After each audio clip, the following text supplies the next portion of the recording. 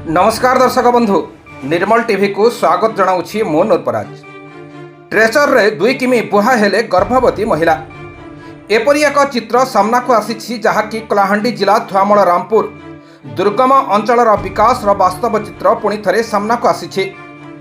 रास्ता नथिबा प्रसव वेदन छटपट होता बेले जड़े गर्भवती महिला को परिवार लोके और ग्रामवासी ट्रेचर रे प्राय 2 किलोमीटर बोहिबा को बाध्य होते।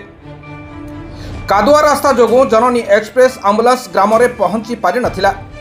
एभली एक घटना घटी कलाहांडी जिला थुआमूल रामपुर ब्लॉक घोटीगुड़ा गाँव सामना को आसी। सूचना अनुसार घोटीगुड़ा गाँव रंजिता माछी शुक्रवार राति प्रसव वेदन छटपट होते। परिवार लोके जननी एक्सप्रेस को खबर देते रास्तार शोचनीय अवस्था जोगु आम्बुलांस अधा बाटर अटक रही।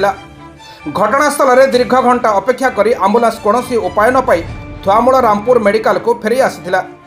शेष में परिवार लोके आसी सकाले एक ऑटो भड़ा करथिले। ग्रामवासी और परिवार लोके ट्रेचर रे दोला बांधी प्राय 2 किलोमीटर बोही गर्भवती को ऑटो पर्यंत नहीं सेठारु तांको थुआमूल रामपुर गोष्ठी स्वास्थ्य केन्द्र में भर्ती करा जायथिला। एही घटना दुर्गम अंचल रास्ता और जरूरी स्वास्थ्य सेवार दमनीय व्यवस्था को पुणी थे पदाक आनी। स्थानीय ग्रामवासी रास्तार समस्या उपरे बारंबार अभियोग कर आसुथिले मध्य कौनसी सुफल मिलु नथिबा अभियोग हेउछि। तेबे देखिबाकू बाकी रहिला घोटीगुड़ा गाँ प्रति प्रशासनर सुदृष्टि केबे पड़ुछि। लांजीगढ़ निर्वाचन मंडली मोहेश्वर बागंक रिपोर्ट निर्मल टीवी।